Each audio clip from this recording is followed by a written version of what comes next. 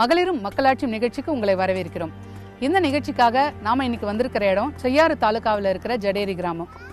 இந்த கிராமத்தோட முக்கியமான தொழில் இதுதான், நாமக்கட்டி செய்யற தொழில். இந்த நாமக்கட்டிய தமிழ்நாட்டிலேயே இந்த ஒரு ஊர்ல தான் செய்யறாங்க. இந்த ஊர்ல தயாராகிற நாமக்கட்டி தான் எல்லா இடங்களுக்கும் போகுது. திருப்பதி, ஸ்ரீவில்லிபுத்தூர், மதுரை, சென்னை எல்லா இடங்களுக்கும் இங்க இருந்து தான் நாமக்கட்டிகள் போகுது. ஏன் வெளிநாடுகளுக்கு கூட ஏற்றுமதி ஆகுது. இதை பத்தி நம்ம தெரிஞ்சுக்கிறதுக்கு முன்னாடி, இந்த நிகழ்ச்சிக்கு போறதுக்கு முன்னாடி நாமக்கட்டி இதை பத்தியும் இந்த தொழிலோட முக்கியத்துவம் பத்தியும் இதை செய்யற பெண்கள் பத்தியும் தெரிஞ்சுக்கலாம்.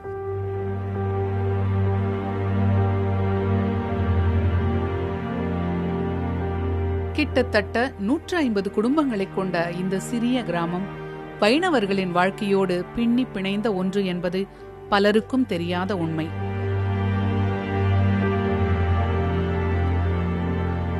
ஜடையேரி என்றும் பேச்சு வழக்கில் ஜடேரி என்றும் அழைக்கப்படும் இந்த கிராமம் முழுவதும் விவசாயம் ஒரு தொழிலாக பார்க்கப்பட்டாலும் உயிர் நாடியாக இருப்பது நாமக்கட்டி தயாரிப்புதான்.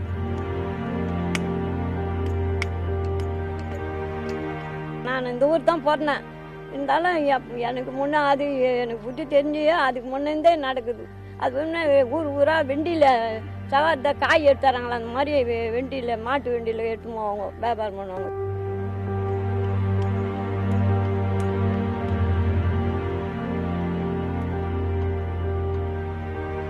திருப்பதியாகட்டும், ஸ்ரீரங்கம், ஸ்ரீவில்லிபுத்தூர் போன்ற புண்ணிய தலங்களாகட்டும், அனைத்து திருத்தலங்களிலும் இடம்பெறுவது இந்த கிராமத்தில் தயாரிக்கப்படும் நாமக்கட்டிகள் தான். பல தலைமுறைகளாக நாமக்கட்டி தயாரிப்பில் ஜடேரி கிராம மக்கள் ஈடுபட்டு வருகிறார்கள். வயதானவர்கள் மட்டுமன்றி குடும்பத்தில் உள்ள அத்தனை பேரும் நாமக்கட்டி தயாரிப்பு தொழிலில் ஈடுபட்டு வருகிறார்கள். இந்த நாமக்கட்டி தயாரிப்பை கிராம மக்கள் புனித பணியாகவும் தங்களுக்குரிய பெருமையாகவும் நினைக்கிறார்கள்.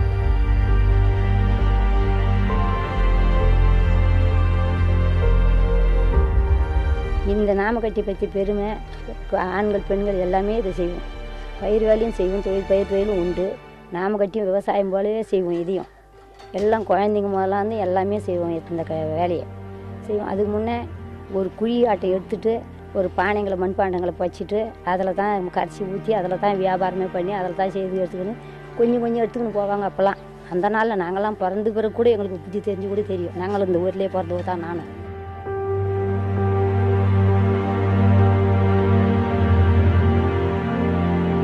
நாமக்கட்டி தயாரிக்க முக்கிய மூலப்பொருளான வெண்பாறைகள் ஜடேரி கிராமத்தின் அருகே உள்ள தென்பூண்டிப்பட்டியில் தான் கிடைக்கின்றன. அங்கிருந்து வெண்பாறைகளை வெட்டி எடுத்து வந்து அதனை தொட்டிகள் போன்ற அமைப்பில் கொட்டி மாசு முற்றிலும் நீக்கப்படுகிறது.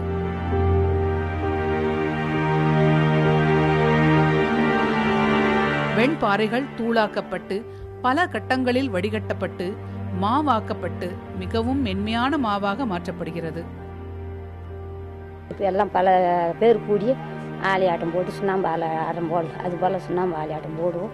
போட்டு மாட்டை கட்டி பூட்டி அதில் ஒரு 30 அன்னைக்கூட மண்ணை கொட்டி அதில் தண்ணி தண்ணி கொட்டி நான் சுண்ணாம்பு ஆலை ஆட்டமே ஆடி வரும்.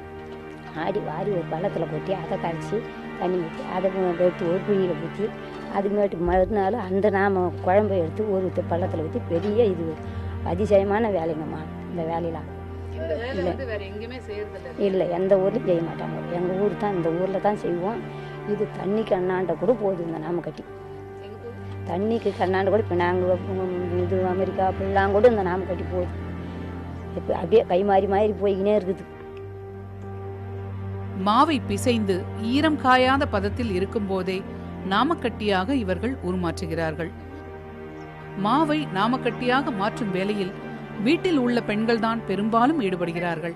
இதற்காக இவர்கள் தரும் உழைப்பு மிகவும் பெரியது.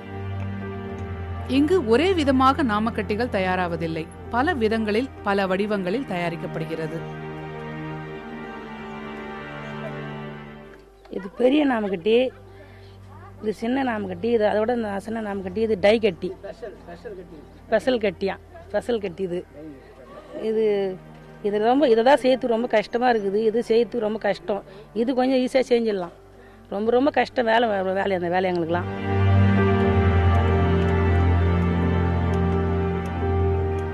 ஜடேரி கிராமத்தில் தயாராகும் நாமக்கட்டிகள் நாட்டின் பல்வேறு பகுதிகளுக்கும் விற்பனைக்காக அனுப்பப்படுகின்றன. இது தவிர மலேசியா, சிங்கப்பூர் போன்ற வெளிநாடுகளுக்கும் இங்கிருந்தே ஏற்றுமதி நடக்கிறது.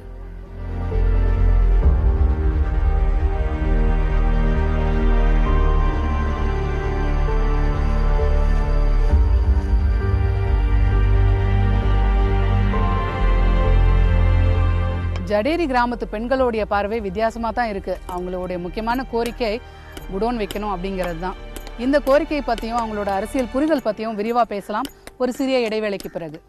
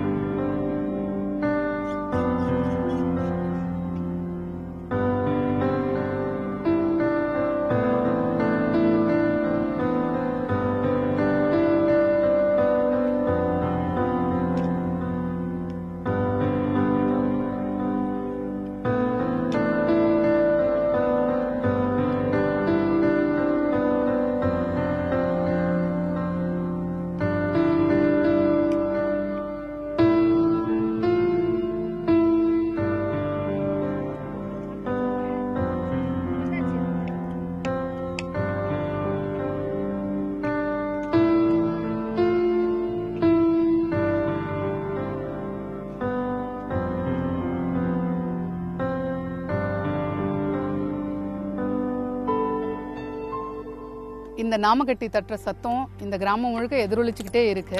இந்த பெண்களோட அரசியல் எதிர்பார்ப்பு என்ன அப்படிங்கறத அவங்க கிட்ட கேட்டு தெரிஞ்சுக்கலாம். சுசீலாமா, இப்போ எத்தனை வருஷமா நீங்க இந்த நாமக்கட்டியை செஞ்சுக்கிட்டு இருக்கீங்க? எனக்கு கல்யாணம் ஆகிட்டு 40 வருஷம் ஆச்சு. 40 வருஷமா அந்த வேலை பண்றோம். விவசாயமும் பண்ணுவோம். விவசாயம் இல்லாத நேரத்தில் மழை பெய்யறப்ப விவசாயம் பண்ணுவோம். கொஞ்சம் தண்ணி மழை பெஞ்சு தண்ணி வந்துச்சுன்னா இதையும் பண்ணுவோம். ஆனால் தண்ணி இல்லாமல் ஒன்றும் பண்ண முடியாது. இந்த ஊரில் தண்ணி வசதி கிடையாது. குட்டை குளத்துல கொஞ்சம் தண்ணி தேங்கினாக்கா அதில் தான் நாங்கள் இந்த நாமக்கட்டி தொழில் பண்ணுறோம். சரி, இப்போ இந்த நாமக்கட்டி தொழிலை பொறுத்த வரைக்கும் நிறைய பிரச்சனைகள் இருக்கு, நலிவடைஞ்சிக்கிட்டு இருக்குன்னு சொல்றாங்க. இந்த கோரிக்கை வந்து நீங்க அரசியல் கட்சிகள் கிட்ட எடுத்து சொல்லியிருக்கீங்க? எடுத்து சொன்னா அவங்க எதுவும் எடுக்கிறது கிடையாது. நாங்கள் இந்த ஒரு குடோன் வசதி பண்ணி கேட்டு இருக்கிறோம். அது யாருமே இந்த பயிரும் பண்ணது கிடையாது. ரொம்ப கஷ்டமான தொழிலுங்க. மாடு, மனுஷால், குழந்தை, குட்டி எல்லாமே இதில் கஷ்டப்பட்டாதான் இந்த தொழிலில் எது ஒன்றும் பண்ண முடியும். நாமக்கட்டி தொழிலை பொறுத்த வரைக்கும் அதிக அளவு பெண்கள் தான் ஈடுபட்டு இருக்கீங்க இல்லையா? அது மாதிரி பெண்கள் ஈடுபட்டு இருக்கப்ப உங்களுக்கு முக்கியமான கோரிக்கை என்ன, நீங்க எதை சொல்லுவீங்க? எங்களுக்கு சொசைட்டி ஆரம்பிக்கணும். மண்ணு அங்கே போய் வட்டினத்தை யாரும் தடை பண்ணக்கூடாது. 5500 ரூபாய் வாங்கிடுறோம். ஆளுக்கு மாட்டுக்கு 100 ரூபாய், ஆளுக்கு 100 ரூபாய், தட்டுறவங்களுக்கு ஒரு ஆளுக்கு 100 ரூபாய். குள்ளாடாது கூட ஆள் தண்ணி வந்தால் தான் நாங்கள் இந்த வேலை செய்வோம். இல்லைன்னா அந்த 5 வருஷமா ரேஷன் வச்சு கூட யாராவது குடும்பம் பண்ணோம். அதனால எங்களுக்கு நல்லது இந்த லோனுக்கு வரணும், சொசைட்டி ஆரம்பிக்கணும். அவங்க ஒரு கட்டி அவங்க விட மாட்டேன்றாங்க, அவங்க பஞ்சாயத்துன்னு. எங்களுக்கு ஓடு பாட உரமரசலாம் அதில் ஒரு பஞ்சாயத்து அங்கே மேலப்பட்டியாலையாவது கட்டி கொடுக்கணும் குடோனு. நாம கட்டி நாங்களுக்கு கஷ்டம் தான். அதை நாங்கள் போய் எவ்வளோ பார்த்து விட்டுட்டோம்.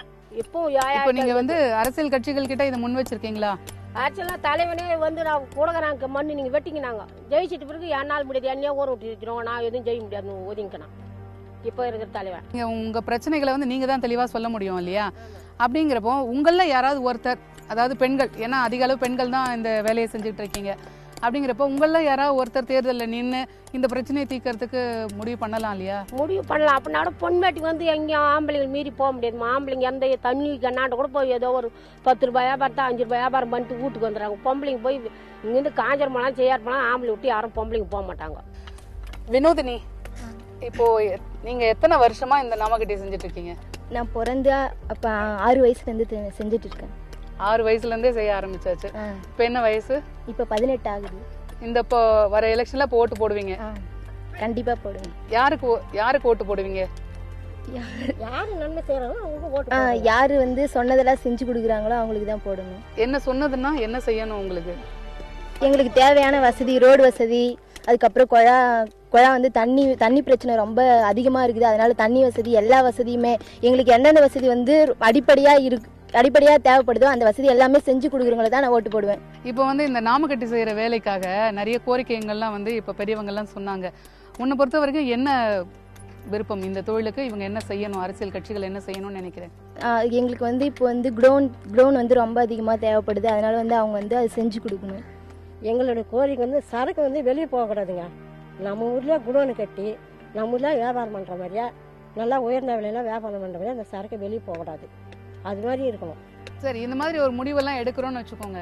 அதுக்கு வந்து நாம முடிவெடுக்கிற இடத்துல இருக்கணும். ஆமாங்க. யார் முடிவெடுப்பா? அரசியல் கட்சிகள். இப்போ வந்து அரசு பொறுப்புக்கு வராங்கன்னு வச்சுக்கோங்க, அவங்க நினைச்சா என்ன வேணாலும் முடிவெடுக்கலாம். இது யாரு பொறுப்பா ஏற்று யார் செய்யறாங்களோ அவங்களுக்கு இது பண்ணி ஆகட்டும்ன்றேன்.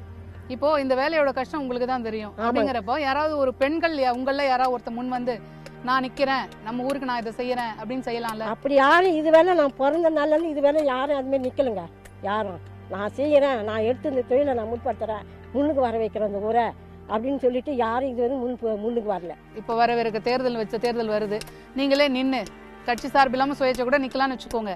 நீங்களே நின்று இந்த ஊருக்கு நான் இந்த நல்லது செய்வேன் அப்படிலாம் எங்களால வாய்ப்பு இல்லைங்க. செய்யறவங்க தான் அது வாய்ப்பா செய்யணும். யார் செய்யணும்? யாரோ ஒருத்தர் செய்யறதுக்கு பதிலா நீங்க ஏன் அதை செய்யக்கூடாது? செய்யலாங்க. செஞ்சு முடிஞ்சாதானே செய்ய முடியும். செய்ய முடியாத வேலை போய் எப்படிங்க செய்ய முடியும்? ஒரு லேடிஸ் போய் செய்ய முடியுமா? பெண்கள் தான் என்னென்னவோ செய்யறாங்க, சாதிக்கிறாங்க. பெண்கள் தான் ஈடுபடுறாங்களா கண்டி. ஜென்ஸுங்க வந்து கஷ்டப்படுறாங்க. பெண்கள் வந்து இதை எடுத்து தட்டுறது கொள்றது அதை தான் ஈடுபடுவாங்களா கண்டி. பெண்கள் போய் இதெல்லாம் செய்ய முடியுமா? லேடிஸ் இதெல்லாம் செய்ய முடியுமா? அரசியல்ல இப்ப பெண்கள் வர முடியாதுங்கிறீங்க, கஷ்டங்கிறீங்க. இப்போ பெண்கள் அதிக அளவுல ஈடுபட்டு இருக்க இந்த வேலையில அவங்களால வந்து இந்த வேலைக்காக குரல் கொடுக்க முடியல, அரசாங்க ரீதியா குரல் கொடுக்க முடியலங்கிறாங்க. பெண்கள் அரசியலுக்கு வந்தா அவங்களால சாதிக்க முடியுமா? தீர்க்கலாம் மேடம். ஏன் தீர்க்க முடியாது? அவ்வளோ வசதி வாய்ப்பு இந்த ஊர்ல கிடையாது மேடம். முயற்சி பண்ணா எடுக்கலாம். ஆம்பளைங்க வந்து விட்டு கொடுக்க மாட்டாங்க. ஏன்னா பொம்பளைங்க நம்மள விட பொம்பளைங்கன்னா அவங்க என்ன பெரிய ஆளான்னு விட்டு கொடுக்க மாட்டாங்க. அப்ப உங்க ஊர் ஆண்கள் தான் வந்து உங்களை முன்னேற விடாம அரசியலுக்கு வர விடாம தடுக்கிறாங்களா? அவங்க என்ன பொம்பளை ராஜாங்கம் அப்படின்னு சொல்லிட்டு யாரையும் வாய விட மாட்டாங்க. ஆனா பெண்கள் இல்லாம இப்ப இந்த வேலையே கிடையாதுல்ல. அவங்க எவ்வளவுதான் கஷ்டப்பட்டாலும் நீங்க தான் முழுசா உருவாக்கி கொடுக்குறீங்க. அப்படிங்கிறப்ப பெண்கள் நினைச்சா எல்லாம் செய்ய முடியும் இல்லையா? செய்ய முடியும். நீங்க செஞ்சாலும் நாங்க தான் முன்னணி, எங்களை விட்டா நீங்க போக முடியாதுன்னு நாங்க ஒன்னா நிக்கிறோம், எங்களுக்கு செய்யணும்னு சொல்லுவாங்க. அரசியல் வந்தாலும் எங்களை விட மாட்டாங்களே, நாங்க என்ன பண்ண முடியும்? இந்த கிராமத்துல படிச்ச பெண்கள் நிறைய பேர் இருக்காங்களா? இருக்கிறாங்க. எவ்வளவு பேர் இருப்பாங்க? இப்ப எல்லாம் மாமி வீட்டுக்கு போயிடுச்சு. இருக்குது சின்னது பெருசுமா இருக்குதுங்க. சரி, அப்போ ஸ்கூல் வசதி, காலேஜ் வசதி எல்லாமே இருக்கு. செய்யாறு பக்கம் தான் போனோம், நடைமுறைக்கு போனோம், செய்யாருக்கு போனோம், பெரும்பூர் போனோம். சரி, அப்போ நீங்க பெண்கள்லாம் படிக்க வைக்கிறீங்க, உங்க வீட்டு பெண்கள்லாம் படிக்க வைக்கிறீங்களா? படிக்க வச்சு நான் கட்டி கொடுத்துட்டேன். சரி, இப்போ பெண்கள் அதிக அளவு படிச்சு முன்னேறி ஒரு அரசியலுக்கு வராங்கன்னு வச்சுக்கோங்களேன், அவங்க நமக்கு நல்லது செய்வாங்கன்னு நீங்க நினைக்கிறீங்களா? நினைக்கிறேன். எங்க செய்யுதுங்க. எத்தனை வருஷமா நீங்க நாமக்கட்டி வேலையில இருக்கீங்க? 80 வருஷமா செஞ்சாரோம். நம்ம வந்ததுல இருந்து இந்த வேலை தான் பண்ணிட்டு இருக்கீங்க. இதுல ஏதாவது முன்னேற்றம் இருக்குன்னு நினைக்கிறீங்களா? கிடையாது. ஏன் இல்ல? ஏன் இல்லைன்னா வேலை வச்சு சரியா செய்யறது கிடையாது, அதனால தான் முடியல. இப்போ தேர்தல் நேரங்கிறதுனால கட்சிகள் கிட்ட உங்களோட கோரிக்கைகள் ரொம்ப ஈஸியா போய் சேர்ந்துரும். இந்த ஊருக்கு என்னென்ன செய்யணும்னு நினைக்கிறீங்க? இந்த ஊருக்கு கோசமா நல்லா தெரு வசதி, விளக்கு வசதி இருக்கணும், தண்ணி வசதி இருக்கணும், சுற்றுப்புறங்கள்லாம் சுத்தமாக இருக்கணும், பள்ளிக்கூடம் நல்லா சுத்தமாக அழகாக ஒழுங்கான முறையில் நடத்தணும். பிறகு வேறு என்ன செய்யணுமோ எங்களுக்கு வந்து அந்த குடோனு கட்டி நாம கட்டி செய்கிற தொழில் வந்து வெளியூருக்கு போகாத அளவுக்கு, சரக்கு வெளியூருக்கு போகாத அளவுக்கு உள்ளூராட வச்சு சரக்கு வியாபாரம் பண்ணாக்கா கிராமத்தில் இருக்கிறவங்களுக்கு கொஞ்சம் முன்னேற்றம் அடைவாங்க. இதுவெல்லாம் சின்ன வயசுலேருந்து நாங்கள் செய்கிறோம். முன்னேற்றமே கிடையாது இந்த கிராமத்தில், இருக்கிறபடியே தான் இருக்குது. ஃபர்ஸ்ட் டைம் ஓட் பண்ண போகிறேன். ஸோ இப்போ வந்து நீ படித்து முடித்த பிறகு அரசியலுக்கு வரலாமா? வரலாம். வந்தால் என்ன மாதிரியான மாற்றங்களை செய்ய முடியும்னு நினைக்கிறேன்? இந்த மாதிரியான மாற்றங்கள்னா இப்போ செஞ்சுட்டு இருக்காங்கல்ல, அவங்களாம் செய்யாத நான் செய்வேன். அவங்க செய்யாதது அப்படின்னா என்ன தேவை? ஃபர்ஸ்ட் கிராமங்களுக்கு வந்து எந்தெந்த ஊருக்கு வந்து பேருந்து வசதி இல்லையோ அதை ஃபர்ஸ்ட் கொடுப்பேன். அதுக்கப்புறம் வந்து இப்போ வந்து ரொம்ப பசங்க வந்து கஷ்டப்பட்டு இந்த ஊர்லேருந்து வெளியூருக்கு போய் ரொம்ப கஷ்டப்பட்டு படிக்கிறாங்க. அங்கே வந்து ரொம்ப எப்படி சொல்கிறது, இப்போ கழனிக்காட்டில் போகிறாங்க, அவங்களுக்கு இந்த ரோடு வசதியில் அதை போட்டு தருவேன். அப்புறமா வந்து இப்போ வந்து எங்கள் ஊரில் வந்து துவக்கப்பள்ளி மட்டும்தான் இருக்குது. அதை வந்து உயர்நிலை பள்ளியாக மாற்றுவேன். மிச்ச அடிப்படை தேவை வசதிகள் வந்து எது எது இல்லையோ அதெல்லாம் நான் நிறைய செய்வேன். வந்தேன். இப்போ வந்து நாமக்கட்டி வேலைங்கிறது முக்கியமாக நடக்குது, நிறைய பெண்கள் இருக்காங்க. அந்த வேலைக்கு நீங்கள் என்ன செய்வேன்?